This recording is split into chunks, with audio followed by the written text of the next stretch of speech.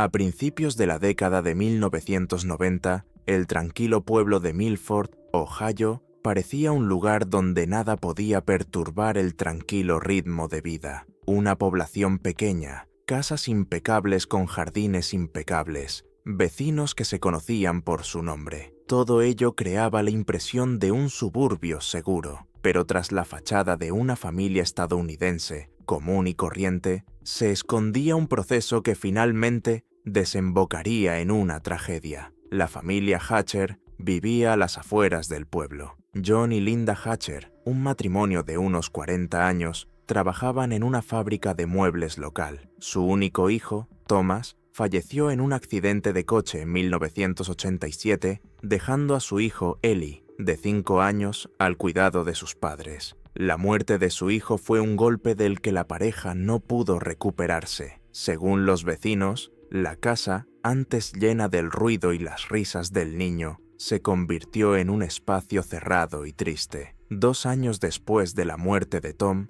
la tragedia volvió a golpear. En 1989, John y Linda murieron en un incendio en su casa. Según los investigadores, el incendio fue causado por un cableado defectuoso. Ellie, que para entonces tenía 7 años, no estaba en casa esa noche. Su abuela materna, Marilyn Cole, de 58 años, quien vivía en la misma ciudad, lo había acogido. Así, el niño finalmente se quedó sin padres. Marilyn era una mujer respetada en Milford. Ex maestra de primaria y viuda de un conocido ex empresario, tenía fama de ser una persona amable y enérgica. En los primeros años tras la muerte de su hijo y su nuera, los vecinos vieron su cariño por su nieto como una muestra de genuino amor y devoción. Dejó su trabajo en la escuela para dedicarse por completo a la crianza de Ellie. Sin embargo, ya a principios de los 90, los vecinos atentos empezaron a notar cambios. El niño jugaba cada vez menos al aire libre y no asistía al club de béisbol local, aunque antes le encantaban los deportes. A menudo se le veía junto a Marilyn, de compras en el parque,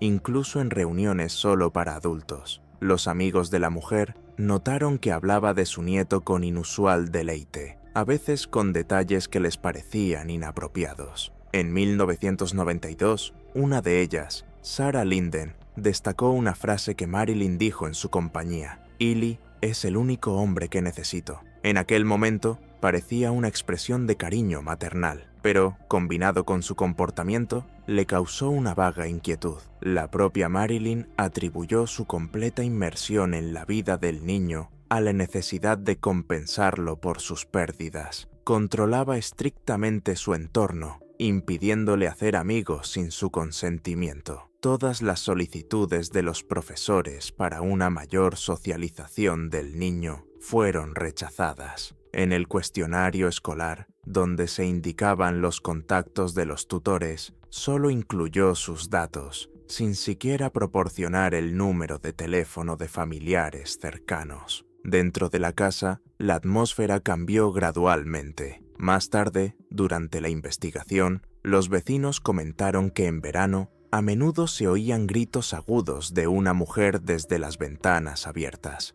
a veces extraños y excesivamente emotivos. Uno de los vecinos, David Hall, recordó: "Un día la oí gritarle: 'Nunca me dejarás'. ¿Me oyes? Jamás". No era una discusión normal entre abuela y nieto. En 1993, cuando Ellie tenía 11 años, la situación llegó a un nuevo punto. Según datos obtenidos posteriormente de su expediente escolar, el niño empezó a mostrar síntomas de un trastorno de ansiedad, evitación de la comunicación, aislamiento y falta de sueño. Su maestra, la señora Harper, notó que se volvía temeroso e irritable y que reaccionaba bruscamente y a veces de forma impredecible al contacto físico. Intentó 2 veces invitar a Marilyn a hablar con un psicólogo, pero en ambas ocasiones la rechazaron. «Está sano, solo que no sabes qué necesita», dijo en una carta. Este periodo se convirtió en un punto de no retorno en su relación. El nieto ya no percibía a su abuela como una protectora, sino bajo su completo cuidado y control. Posteriormente,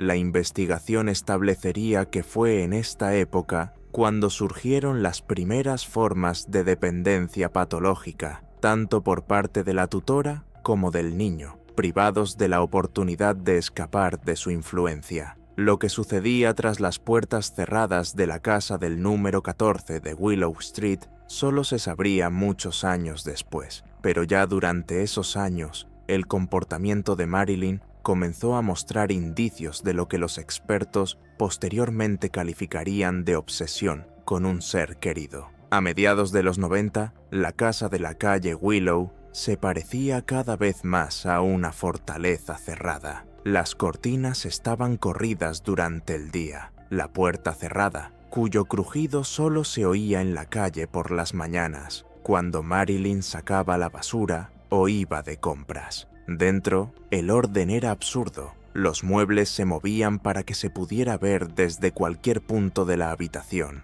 Todas las puertas tenían cerraduras, incluso la del refrigerador. Ellie vivía allí como si estuviera bajo vigilancia constante. De hecho, en el dormitorio donde dormía, más tarde se descubriría una pequeña cámara de video escondida en un osito de peluche. Tenía 14 años la primera vez que intentó pasar una noche sin su abuela. En la primavera de 1996, un adolescente del barrio llamado Michael Sloan lo invitó a un partido de béisbol en un instituto local. Ellie aceptó, pero la noche anterior, Marilyn había montado una escena que duró horas. Se paseaba por la cocina, golpeando la mesa con la palma una y otra vez, y repetía lo mismo. «No me dejarás solo. Sabes que no puedo vivir sin ti». Al final, cayó al suelo, como si hubiera perdido el conocimiento. Ellie, asustada, se quedó en casa. Más tarde se descubriría que esos ataques eran planeados. No había ninguna razón médica. Era una forma de mantener cerca a su nieto. Ese verano, el comportamiento de Marilyn se volvió aún más inquietante. Empezó a exigirle a Ellie que durmiera en su habitación por si se enfermaba. Varias veces, al despertarse, la encontró sentada a su lado en la cama, mirándolo fijamente, inmóvil. Una noche, sintió su mano en el pecho, un roce leve pero extraño. Se estremeció y se apartó. Ella no dijo nada, solo sonrió en la oscuridad. A partir de ese momento, comenzó un período que los expertos posteriormente denominarían aislamiento psicológico con elementos de control sexualizado. Ellie dejó de invitar a nadie a casa. En la escuela, se volvió aún más retraído. Los profesores registraban sus bruscos cambios de humor, desde la indiferencia total hasta arrebatos de agresividad. Sus compañeros murmuraban que algo le pasaba en casa. En 1997, intentó irse por primera vez. A mediados de diciembre, empacó su mochila, esperó a que Marilyn se durmiera y salió. El autobús más cercano estaba a 1,5 cuadras. No lo logró. Unos minutos después, ella estaba parada frente a él en bata, justo en la acera. «¿Quieres que muera? ¿Quieres dejarme sola en este mundo?», susurró, llevándose las manos al pecho. Regresó. La vecina, la señora Linden, vio la escena desde la ventana, pero no intervino. Decidió que era una pelea normal. En el invierno de 1998, el confinamiento de su hogar se convirtió en una trampa. Por las noches, Ellie contó durante un interrogatorio muchos años después que ella empezaba a caminar por la casa en ropa interior, como si fuera normal. Varias veces intentó besarlo en los labios, justificándose diciendo que eso es lo que hace la gente cuando ama. Él se resistió, pero su dependencia de ella, legal, financiera y emocional, le impidió irse. Cada día se convertía en una pesadilla recurrente. Puertas cerradas, el olor pegajoso del perfume de Marilyn, sus susurros por la noche. «Eres lo único que tengo. Eres mío». Para entonces, la tragedia era inevitable. Había traspasado límites irrevocables, y la casa de la calle Willow se convirtió en un lugar donde el concepto de familia desapareció gradualmente, y en su lugar creció algo distorsionado, doloroso y mortal. Para 1999, la casa de Marilyn ya no era un hogar, se había convertido en una jaula. Las puertas ya no se cerraban solo por fuera, Había cerraduras en todas las habitaciones interiores, y ella guardaba las llaves. Instaló rejas metálicas en las ventanas por seguridad. Ellie ya no iba a la escuela. Marilyn le dijo al ayuntamiento que lo estaba educando en casa. Nadie lo comprobó. Nadie vino. Había una atmósfera dentro que le haría un nudo en la garganta a cualquiera que no estuviera allí. Un silencio en el que cada sonido parecía tan fuerte que dolía. El crujido del suelo, el taconeo de sus tacones por el pasillo, el repiqueteo de sus uñas contra el cristal mientras estaba sentada en la silla junto a la ventana, fumando sin parar. En las paredes había fotografías de Ellie, de bebé, de colegial, de adolescente. Todas estaban cuidadosamente enmarcadas en marcos idénticos y distribuidas por la sala de estar, como si no fuera un nieto, sino una pieza de colección. Ellie, que ahora tenía 15 años, vivía según sus reglas. Se levantaba a las 6 de la mañana, desayunaba solo con ella y solo en la gran mesa de roble. Limpiaba la casa todos los días bajo su supervisión. Cualquier intento de protesta era respondido con una mirada gélida y una frase breve: «Sabes que sin mí no existirás». En la primavera de ese año ocurrió el primer acto de violencia manifiesta. Ellie intentó salir al jardín cuando ella le dijo que no. Lo agarró del pelo,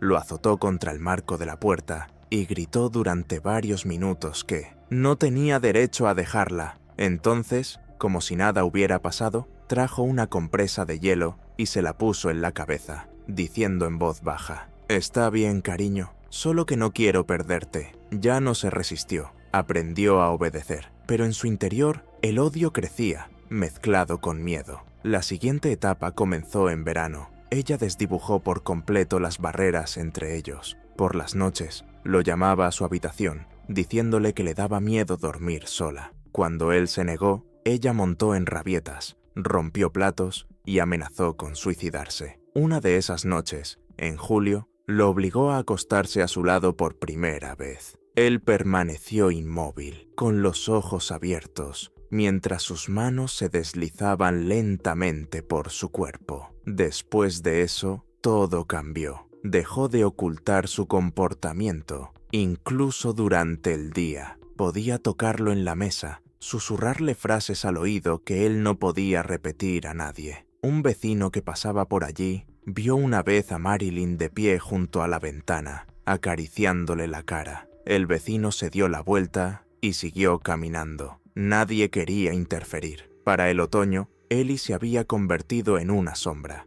Había un vacío en sus ojos. Había dejado de hablar casi por completo. Según los investigadores, al inspeccionar la casa después de la tragedia, encontraron un cuaderno en su habitación. En la primera página, en letras grandes, estaba escrito: «No vivo aquí, estoy muriendo aquí». Para entonces, su mundo se había convertido en un infierno cerrado. Ella ya no lo veía como una persona, solo como una propiedad. Él ya no la veía como una abuela, solo como una amenaza. Y la tensión que se había acumulado durante años crecía lentamente hasta el punto en que no quedaba nada más que sangre. El invierno del 2000 fue particularmente frío en Milford. La nieve, espesa y gris, cubría las calles y en la casa de Willow Street hacía un calor sofocante. Marilyn mantenía la calefacción encendida, insistiendo en que no podía congelarse. El aire era denso, pesado, como la atmósfera dentro de aquellas paredes. Ellie rara vez salía de su habitación. Se sentaba en el suelo, de espaldas a la cama, y miraba fijamente un punto durante horas. Cumplió 16 años y la idea de escapar no dejaba de rondarle la cabeza. Sabía que, de lo contrario, no terminaría. A principios de enero, encontró un teléfono viejo que había pertenecido a su padre, escondido en el ático. No tenía batería, pero el hecho de haberlo encontrado le dio una leve esperanza. ¿Y si conseguía la batería? ¿Y si llamaba a alguien? Esa noche se decidió. Con el pretexto de tirar la basura, salió de casa y se dirigió a la tienda de electrónica más cercana. El aire gélido le golpeó la cara y se sintió mareado. Hacía meses que no respiraba ese aire. Había caminado solo 3 cuadras cuando oyó el chirrido de neumáticos detrás de él. El coche de Marilyn se había detenido justo a su lado. Estaba sentada al volante, sin abrigo, en camisón, con el pelo despeinado y la mirada perdida. «Sube al coche». Su corazón latía tan fuerte que creyó que iba a estallar. No se movió. Entonces ella salió, se acercó a él y sin decir palabra, le dio una bofetada. La fuerza fue inesperada. Cayó de rodillas en la nieve. Ella lo levantó por el cuello de la chaqueta y siseó. «¿Quieres que muera aquí, en la calle? ¿Quieres que todos me vean?» Regresaron a casa en silencio. Esa noche ocurrió lo que Ellie más tarde llamaría el momento del colapso definitivo. Marilyn entró en su habitación sin llamar, se sentó en la cama junto a él y dijo: «Nunca volverás a irte. Eres mi vida, eres mi hombre». Por primera vez intentó resistirse físicamente. La apartó, se puso de pie de un salto, gritó que la odiaba, que la dejaría para siempre. Por un instante creyó que estaba asustada, pero su expresión cambió al instante. Entrecerró los ojos y apretó los labios. Ella lo golpeó en el hombro con la hebilla metálica de su cinturón. Y otra vez, y otra vez. Los golpes fueron incesantes hasta que él cayó al suelo, cubriéndose con las manos. Cuando se detuvo, la habitación quedó en silencio. Dejó caer el cinturón junto a él y dijo en voz baja: «Si te vas, nos mataré a los dos». Después de eso, dejó de intentar hablar con ella, dejó de resistirse, pero algo en su interior finalmente se quebró. Se dio cuenta de que no había salida, excepto una. Una semana después, comenzó a esconder un cuchillo de cocina debajo del colchón. Febrero de 2000. Afuera azotaba una tormenta de nieve. Las calles de Milford estaban vacías. Dentro de la casa de Willow Street reinaba el mismo silencio denso y opresivo que se había convertido en la norma. Solo el tic-tac del reloj de pared rompía la calma sepulcral. Ellie estaba sentado encorvado en su cama, con los puños apretados. Bajo el colchón, un cuchillo de cocina con mango de plástico negro. Su única salida. La noche comenzó como tantas otras. Marilyn irrumpió en su habitación sin llamar, vestida con una bata de seda y con un marcado olor a alcohol. Se sentó en el borde de la cama, le acarició la cara con los dedos y le dijo en voz baja: «Te quedarás conmigo hoy, no dejaré que me vuelvas a asustar». Su corazón latía tan fuerte que el sonido de su sangre ahogaba todo lo que lo rodeaba. Sabía que hoy terminaría. ¿Era él o ella? Cuando ella intentó alcanzarlo, él se apartó bruscamente, poniéndose de pie de un salto. Ella se quedó paralizada, lo miró sorprendida, y luego su rostro se contorsionó de rabia. «¡No tienes derecho a alejarme!», gritó levantándose. «Eres mi propiedad». Ella intentó golpearla, pero esta vez él estaba listo. Su mano se escondió bajo el colchón, y el acero brilló a la tenue luz de la lámpara. No recordaba haberlo hecho, pero sus movimientos fueron rápidos, como los de un animal acorralado. El primer golpe la alcanzó en el hombro, el segundo en el pecho. Ella retrocedió, sin creer lo que estaba sucediendo. Sus manos, siempre en control, de repente se sintieron inútiles. «Ellie», graznó,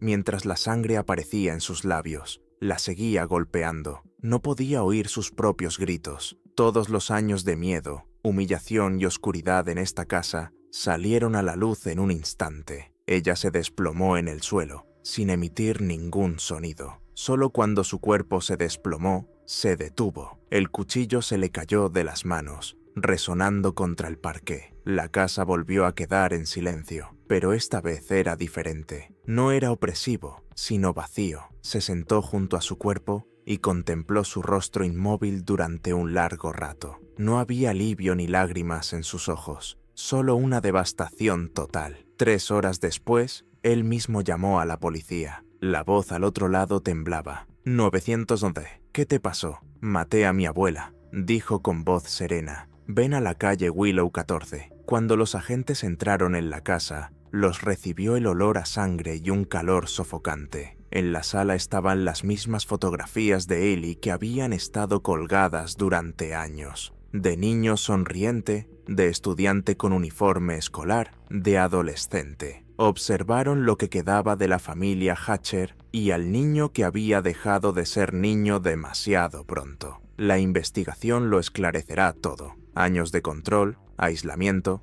abuso psicológico y sexual. La ciudad quedará conmocionada. Vecinos que no sabían nada concederán entrevistas diciendo que sospechaban, pero no podían imaginar tal cosa. El tribunal tendrá en cuenta las circunstancias, pero esta será una historia diferente, la historia de una vida arruinada, en la que la salvación solo llegó con la sangre, y la casa de la calle Willow será demolida en 2 años. En su lugar, habrá un terreno baldío cubierto de hierba alta. La gente lo evitará. La investigación del caso, que la prensa denominó la tragedia de la calle Willow, duró más de 6 meses. La casa fue examinada minuciosamente por peritos forenses. Se encontraron rastros de sangre en la cocina y el dormitorio, así como elementos que confirmaban la versión de la vigilancia a largo plazo: cerraduras en puertas interiores, cámaras de vigilancia ocultas y diarios con notas manuscritas. La mayoría de estas notas pertenecían a Marilyn Cole y contenían frases como «siempre será mío» y «no lo dejaré ir». Una evaluación psicológica realizada en marzo de 2000 reveló que Ellie sufría un trastorno de estrés postraumático grave y signos de agotamiento emocional y físico. Los expertos observaron que el adolescente se encontraba en un estado de amenaza prolongada a la vida y pérdida de identidad. Estos hallazgos fueron clave en el caso. En el juicio, Ellie admitió los apuñalamientos fatales, sin negar su culpabilidad, pero sus abogados insistieron en que los actos se debieron a la extrema necesidad de protegerse de la violencia constante. El testimonio de los vecinos, que mencionaron el extraño comportamiento de Marilyn en los últimos años, así como los materiales descubiertos, permitieron al tribunal considerar el caso no como un asesinato premeditado, sino como uno cometido en estado de cautiverio psicológico. La fiscalía había solicitado una pena de hasta 15 años de prisión con posibilidad de libertad condicional. En mayo de 2001, un jurado declaró a Ellie culpable de homicidio agravado, pero teniendo en cuenta los dictámenes periciales, la edad del acusado y la naturaleza de su relación con la víctima, fue condenado a 8 años de prisión con posterior libertad supervisada y psicoterapia obligatoria. El caso causó gran conmoción pública. Medios federales y locales cubrieron el juicio bajo los titulares «Una pesadilla familiar oculta tras una fachada de bienestar» y «Cuando el hogar se convierte en una prisión». Se abordaron los problemas del control sobre los tutores y la falta de mecanismos para supervisar las condiciones de vida de los menores tras sucesos trágicos en la familia. En 2005, Ohio aprobó un proyecto de ley que exige inspecciones semestrales de los hogares de acogida y amplía el acceso de los psicólogos escolares a los niños en hogares de acogida. El propio Ellie cambió su nombre y dirección tras su liberación. Su última dirección conocida, registrada en documentos judiciales públicos, se encontraba en otro estado. Se mantiene en reserva información adicional sobre su vida por razones de seguridad. La casa de la calle Willow fue demolida en 2002. El terreno permaneció vacío durante mucho tiempo, hasta que en 2010 apareció en su lugar el aparcamiento de un centro comercial. Los vecinos, al recordar los sucesos de hace 20 años, aún evitan entrar en detalles, limitándose a la frase «Fue una historia terrible que nadie advirtió a tiempo».